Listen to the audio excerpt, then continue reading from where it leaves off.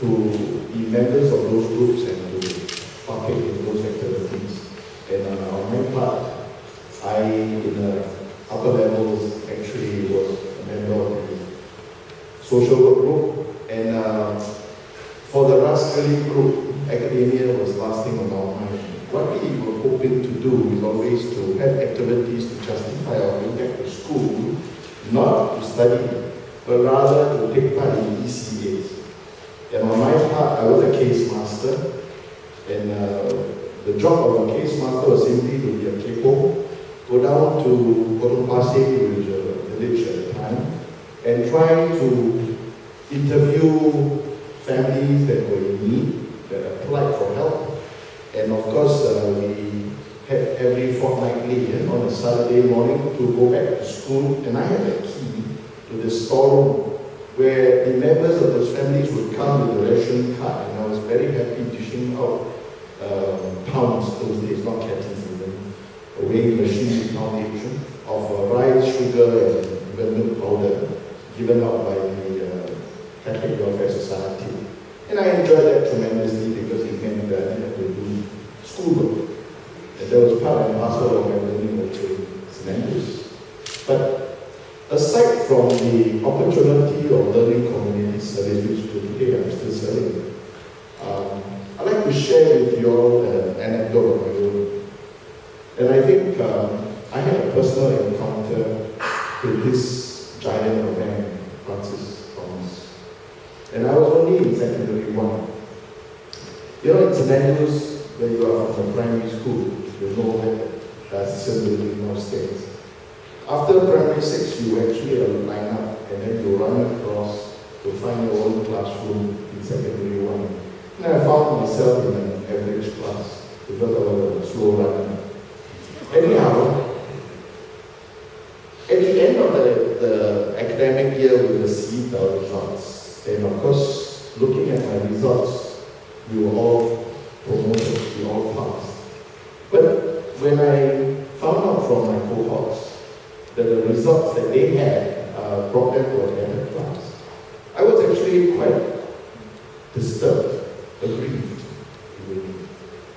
And I was very unhappy that, why was I put into the worst class when my results were equal to some of those who had gone to better class. And this was towards the end of the year, maybe about 2 weeks or so before the school closed for the December holidays. But I plucked up my courage and without consultation with anybody, I just marched to the principal's office. And his was the doors open but with a swing door, like a cowboy saloon, those swing doors, and there I was. I knocked. I couldn't turn back. Nobody actually would like to face the principal. He was known to be quite strict disciplinarian.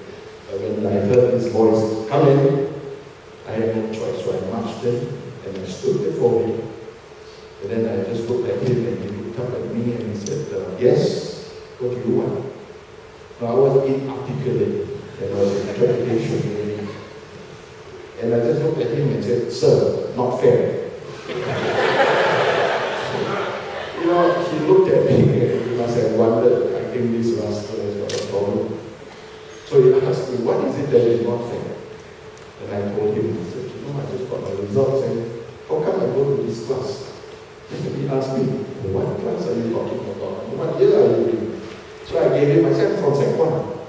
Then after verifying or asking me a few more questions of my unhappiness, he told me, "You sit down," which is very unlike Scenarios. You go before the principal, you stand, you don't get to sit. But because he had to leave the room, he asked me to sit right in front of him, cane chair. And he disappeared for a few minutes. He came back with 4 scrolls, like spreadsheet. Then I realized that he actually had in his hands the results of the secondary 1 cohort, the A, B, and C class, and D class.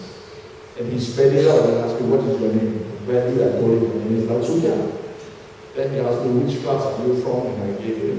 And then he said, "All right, what's your problem?" Of course, when you're in Sec 1, I didn't have Mrs. Catherine there with me as my English teacher. So I told him, I said, sir, you look at this name, I beat him. This one, I also beat him. I also beat this one. How come they go to that class and I go to this class? So that was how I spoke, blunt, but direct as a rascal.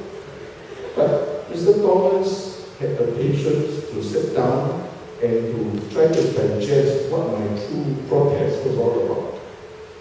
And he actually verified. And after a few examples, he looked at me and he said, well, why don't you go back and enjoy the December holidays? We're going to have a staff meeting in December and I'll let you know. So of course I gladly, picked myself up and then ran out of his office. Now, to me, it was something unusual because I didn't know what courage I had to just go. But to see the principal on my own was quite unthinkable those days. If you ask me to do it again, I probably wouldn't dare. But true to his word, I actually received a letter, a note from Stienberg School in December. And he has got one line. It says, you are now transferred to another class. Now, to my mind, it was something very different. Here was a man who was the principal for a school that had got more than 1,000 students.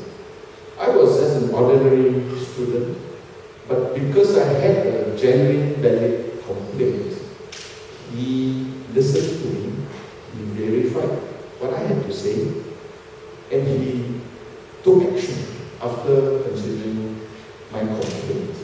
And to me, I was elated.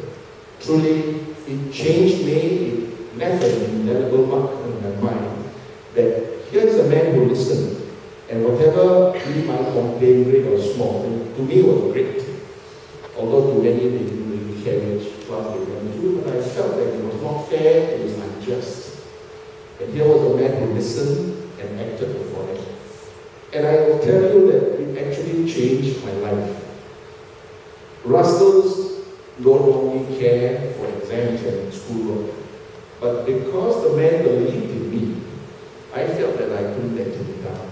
And on my own, I begin to realize that there's more towards school life in Stienberg than just being a rascally student, just play and fight, Frankly, the names that were mentioned earlier by Patrick were my cohort boys. So I'm very familiar with these boys whose names were mentioned. I may not have realized it, but I know them very well.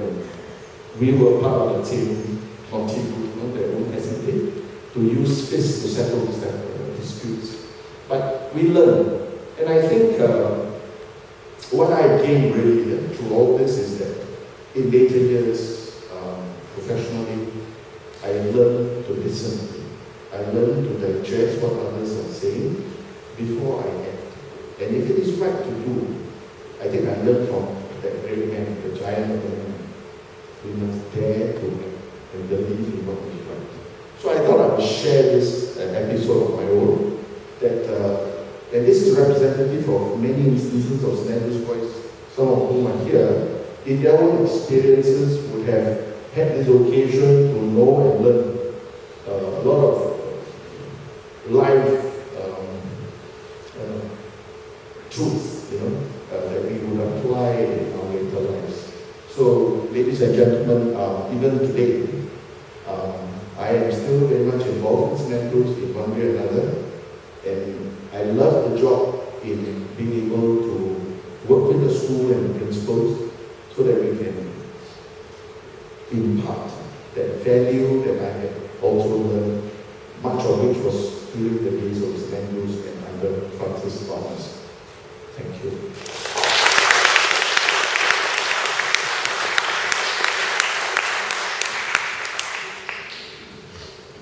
My name is Yi Tek Ping, and I came from a little village in Johor called Yong Ping.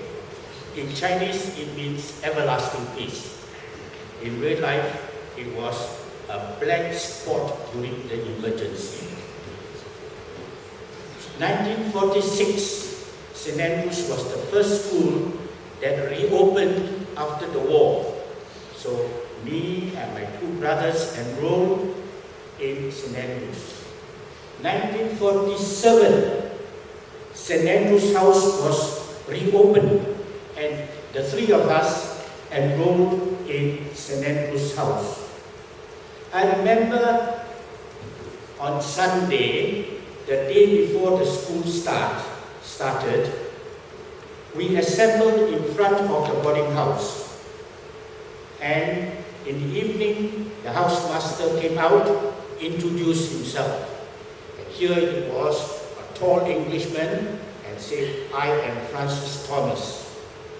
And he also introduced the matron, Mrs. Morel. And so we learned who they were. Now, Mr. Thomas is a very private person as far as I'm concerned. He treasures his privacy. And that was all we saw of him.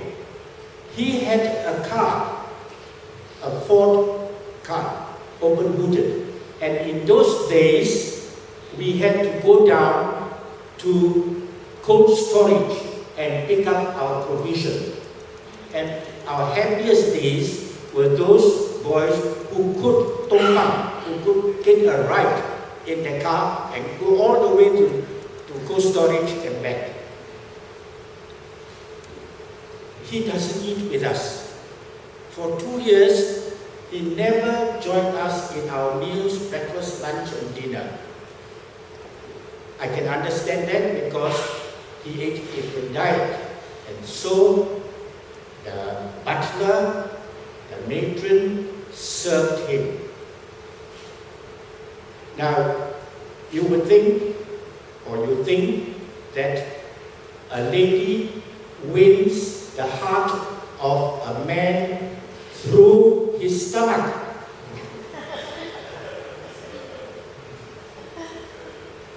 If you thought of that, then you are wrong. Because Francis Thomas saw the beauty of her in her heart. And he fell in love with her. And so the two became one in 1948. They were married. And they were married in St. Andrew's Cathedral. Can you imagine the joy of the boarding house boys? Hurrah! The housemaster married the matron. And we went down to Cathedral and we sat at the choir stalls right in front and sang our hearts out. I can't remember what the hymns were, but then we were really enjoying ourselves and we were very glad that they were married. And they had a tea reception in the school hall. After they were married, they moved to a house called Beckles House, which is next to the boarding house. Now, Beckles, I'll just elaborate a little bit. Beckles was the colonial chaplain at that time. And St. Andrews did not get any grant in aid from the government. And so Beckles asked for grant. And at the time, the inspector of schools, they did not use a high-sounding name like director and all the rest of it, said that, okay, we will give you grant on results of the students. Each student pass will be given 50 cents. And so that's how we became St. Andrew's School, Church of England Grant in Aid School. During their stay in Beckles' house, one day the matron, Mrs. Thomas, saw someone at the fence plucking leaves, digging something. And so she went up to the person and say, what do you do? What were you doing?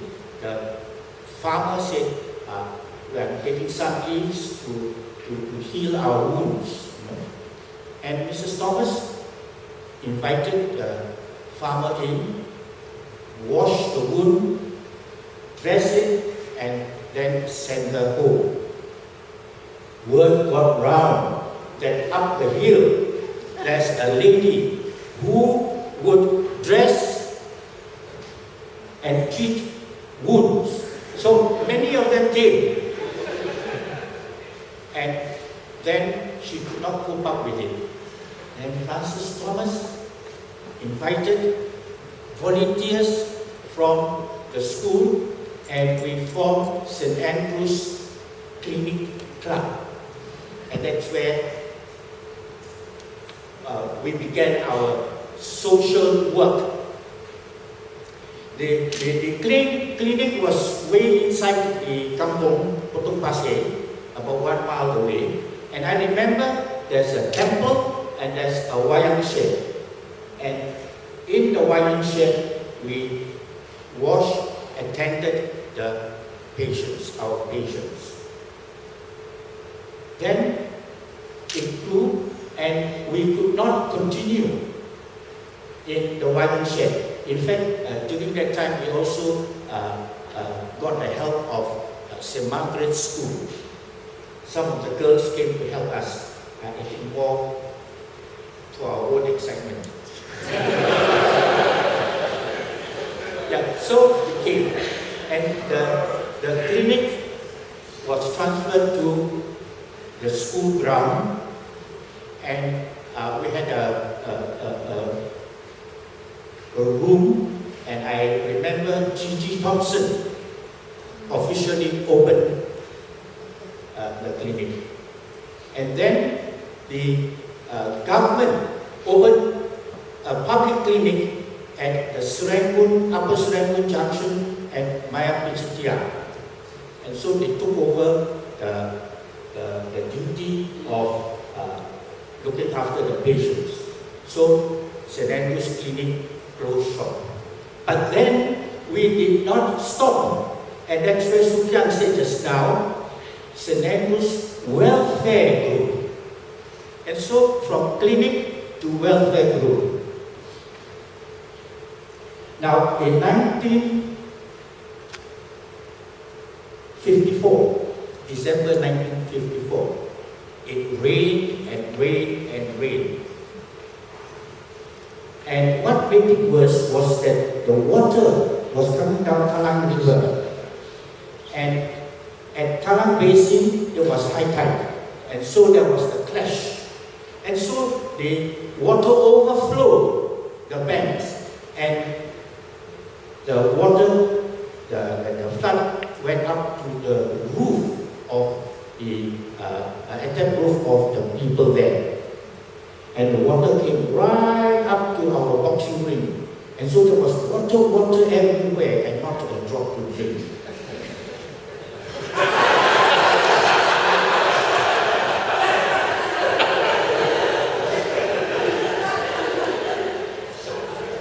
And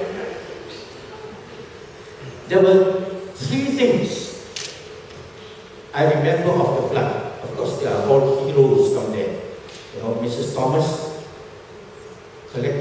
called the help of the church workers and teachers, Mrs. Chalaya, Mrs. Chong Hong Hai,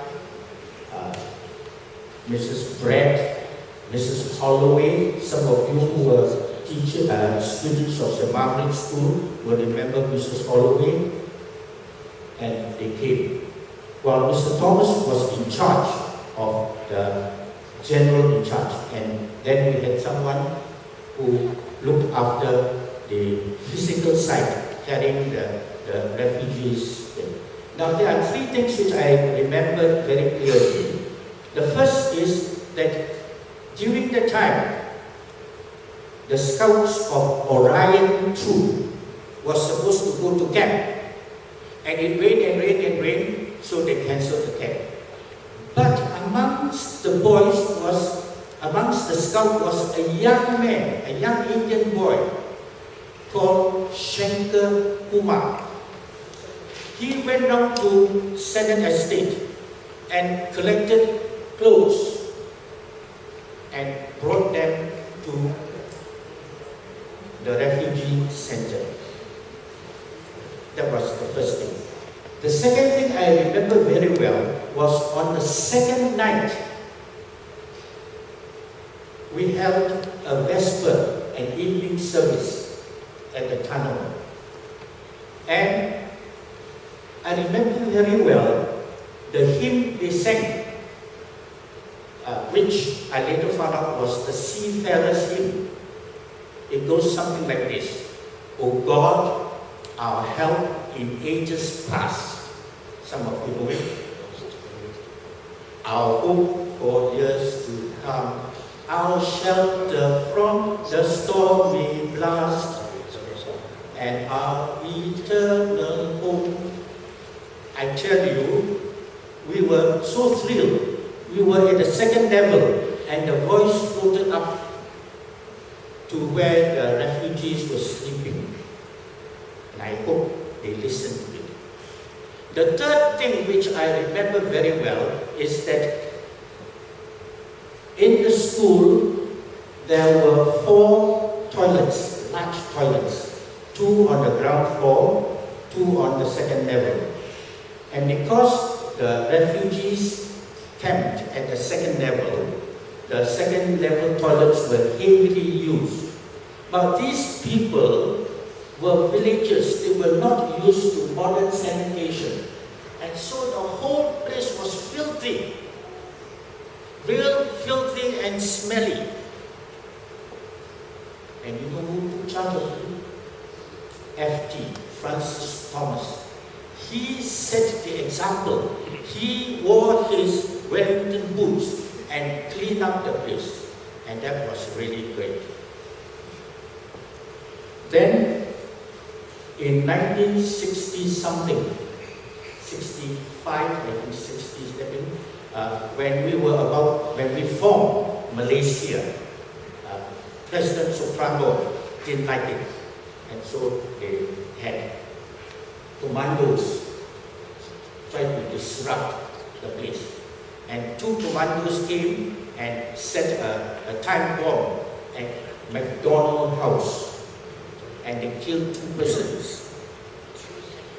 In St. Andrew's School, we had a tower, a 6-story tower called Lim Teck King Tower. That's another story. Lim Teck King's Tower. And at the top of the tower were the Allied forces.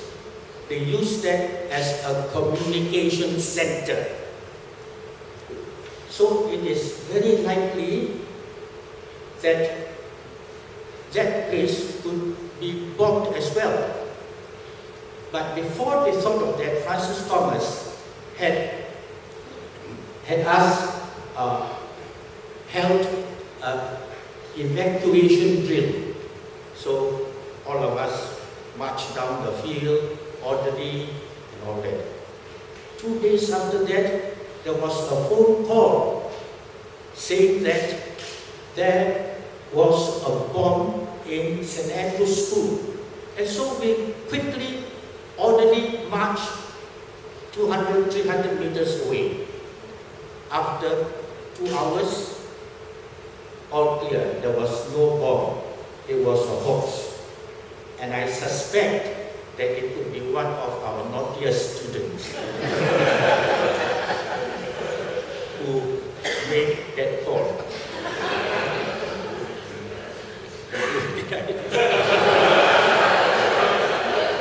And so we went back, hot, excited, and Francis Thomas declared half day. All of us were very happy. So that was one of our excitement.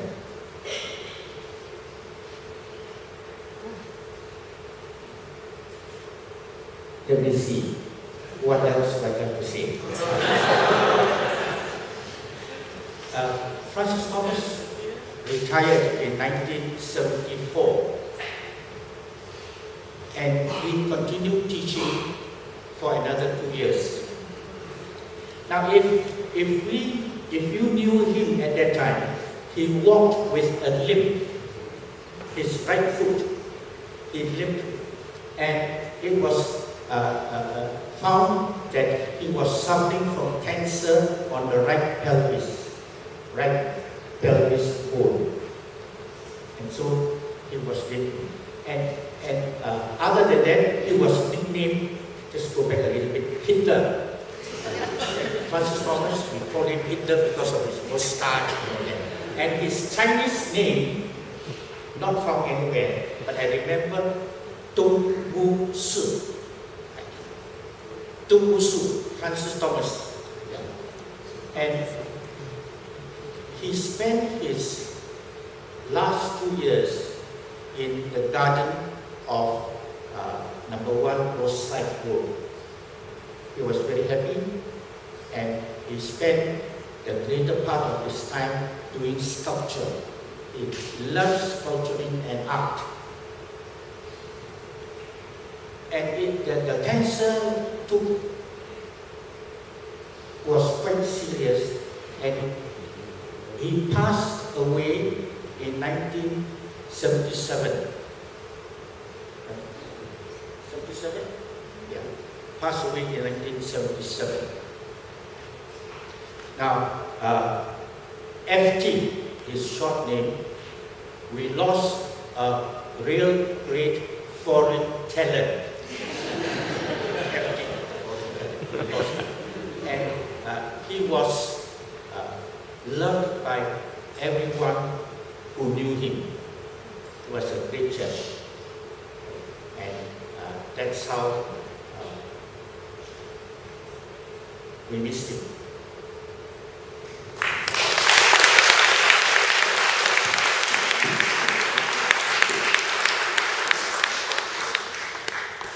Does anybody who would like to share? I think Mary, Pickwick's wife.